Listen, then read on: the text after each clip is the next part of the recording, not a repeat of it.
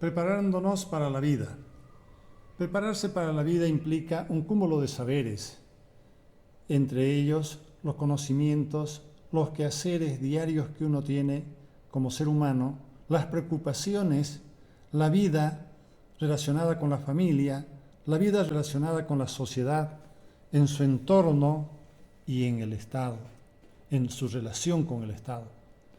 Por eso es necesario hablar de algunas materias que son ligadas al quehacer humano, ligadas a nuestra vida misma, y en este cúmulo de saberes yo pienso continuar esta temática hablando con lo relativo al derecho administrativo, pero para ello, antes de empezar con el derecho administrativo en sí, es necesario tocar los orígenes del derecho, los principios del derecho y especialmente la parte dogmática del derecho.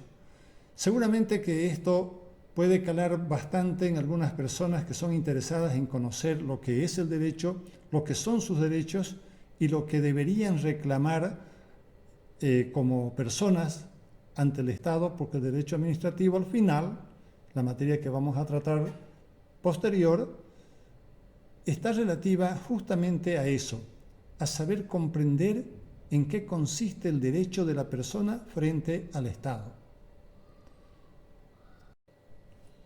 No existe un consenso acerca de cuál es el origen exacto del derecho, pero existe la premisa del famoso adagio latino que dice ibi ius ibis societas, ibi societas ibi ius, que significa donde hay derecho hay sociedad, donde hay sociedad hay derecho. Efectivamente, no puede haber una sociedad sin derecho, no puede haber una sociedad sin rumbo, no puede haber una familia sin una persona que dirija la familia, o en este caso por lo menos los padres deberían ser, o de hecho son, los que dirigen la familia mientras los hijos todavía viven en el hogar. A eso se refiere, a esta familia en grande se refiere cuando hablamos de la sociedad y el Estado.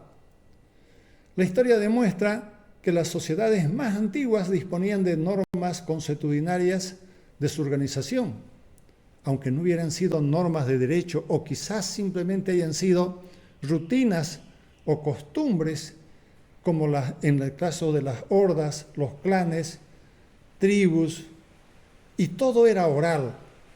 No olvidemos que en esta época los colectivos eran ágrafos, por lo tanto no se ha encontrado ningún tipo de escritura, pues no, es lo que los historiadores creen más o menos cómo ha podido desarrollarse la vida en sociedad y nos las han narrado para que nosotros comprendamos de cómo se originó esto de acatar unas normas para poder vivir en sociedad.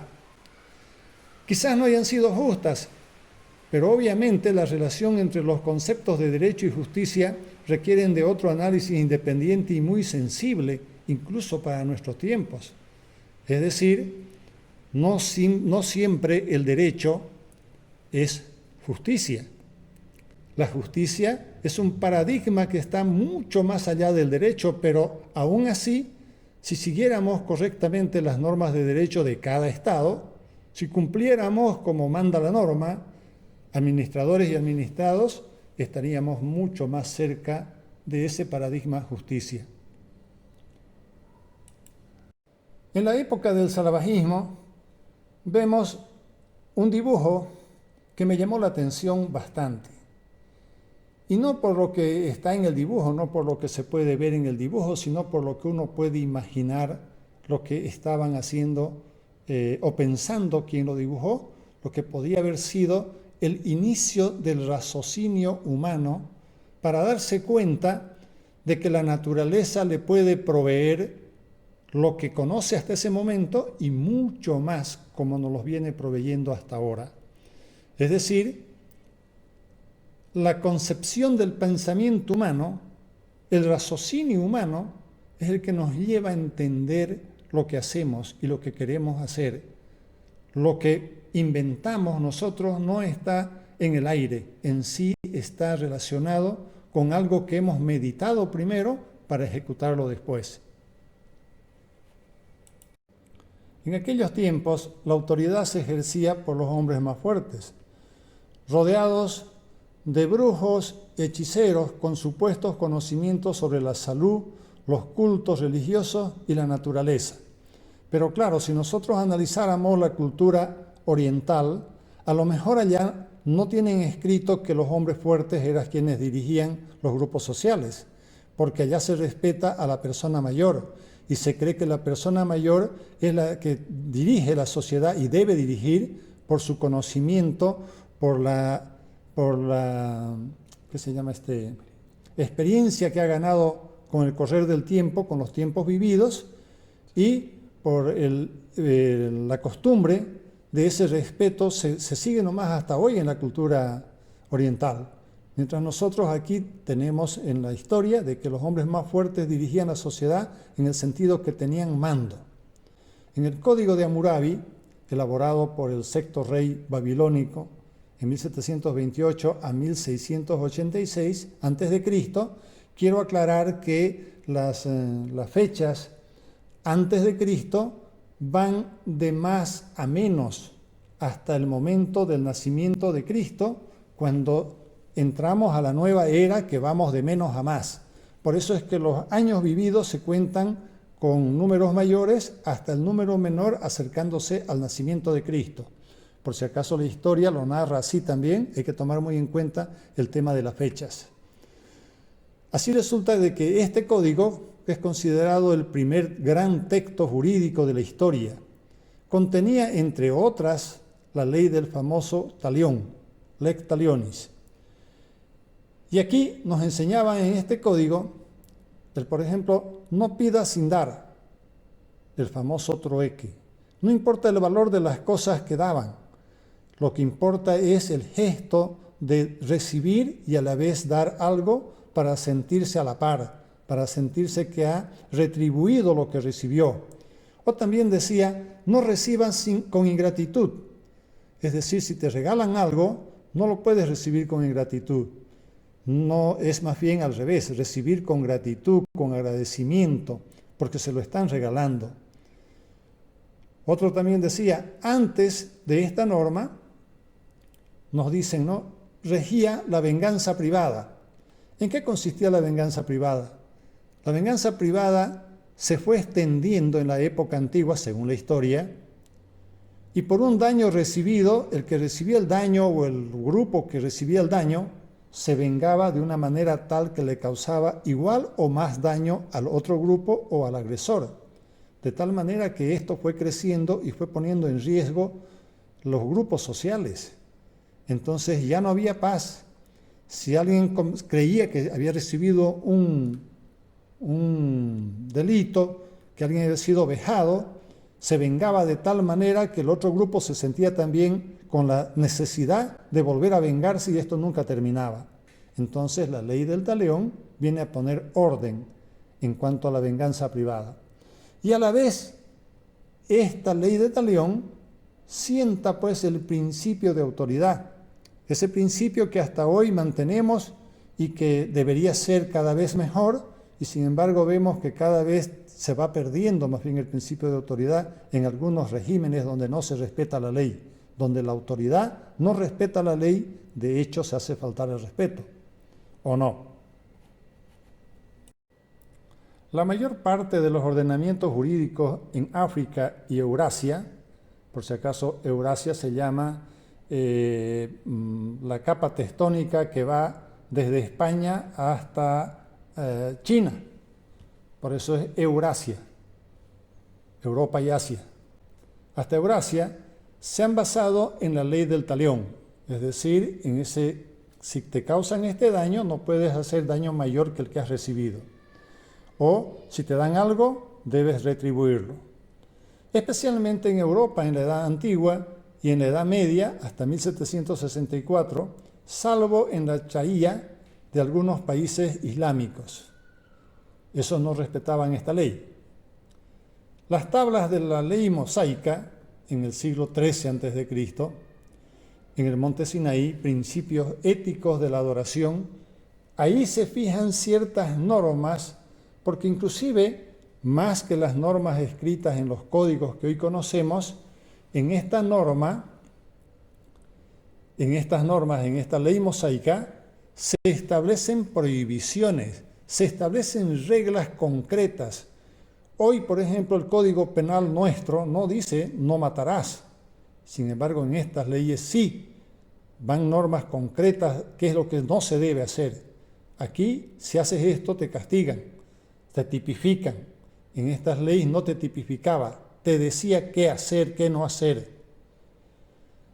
Mucho después, las llamadas constituciones griegas, con la influencia normativa de los mesopotámicos, egipcios y fenicios, estas ya son normas de los estados.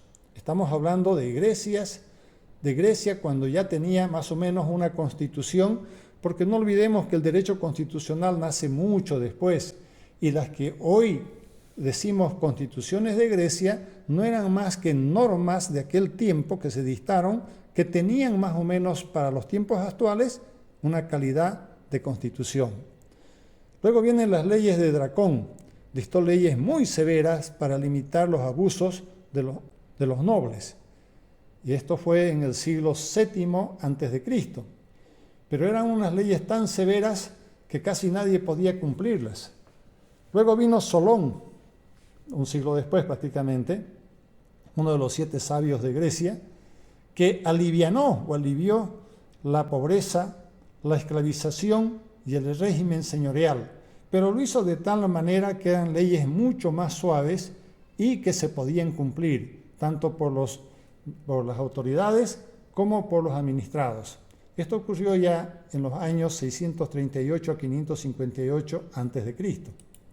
Etimología. Era una voz latina, directum, lo que está conforme a la regla, lo que está conforme a ley o a la norma. ¿Qué entendemos nosotros ahora por derecho? Nosotros entendemos por derecho el conjunto de normas, reglas y principios que rigen la vida en sociedad. Definición común. Pero en realidad, ¿es eso el derecho? Vamos a seguir mirando más adelante algunas definiciones que se ha podido establecer a través del estudio y comprensión de lo que significa el derecho en sí, o de lo que es el derecho, después de haberlo analizado y estudiado.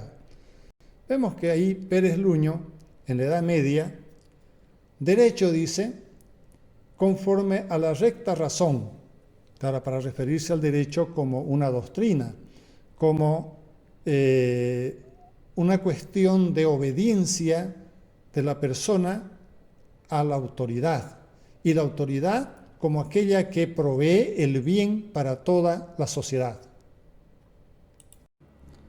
La Real Academia Española define al derecho como un conjunto de normas, principios, costumbres, concepciones jurisprudenciales y de la comunidad jurídica, de los que se derivan las normas de organización de la sociedad y de los poderes públicos, así como los derechos de los individuos y sus relaciones con aquellos. Una definición bastante amplia, un concepto bastante amplio del derecho, pero al final pareciera que aún así queda corto para el entendimiento de lo que podría ser el derecho. ¿Y es realmente el derecho así? Resulta de que la diversidad de estados no lo contempla de la misma forma. Es por eso que nos hemos visto en la necesidad de que cada estado tenga su propia constitución, su derecho interno, y se rija por su derecho interno. Aún así, tenemos muchas autoridades y muchos ciudadanos o grupos ciudadanos que no lo respetan esas normas, no respetan ni la misma Constitución, mucho menos las leyes secundarias. En realidad, el derecho, dice, es un conjunto o sistemas de normas jurídicas de carácter general que se dictan para regir sobre toda la sociedad.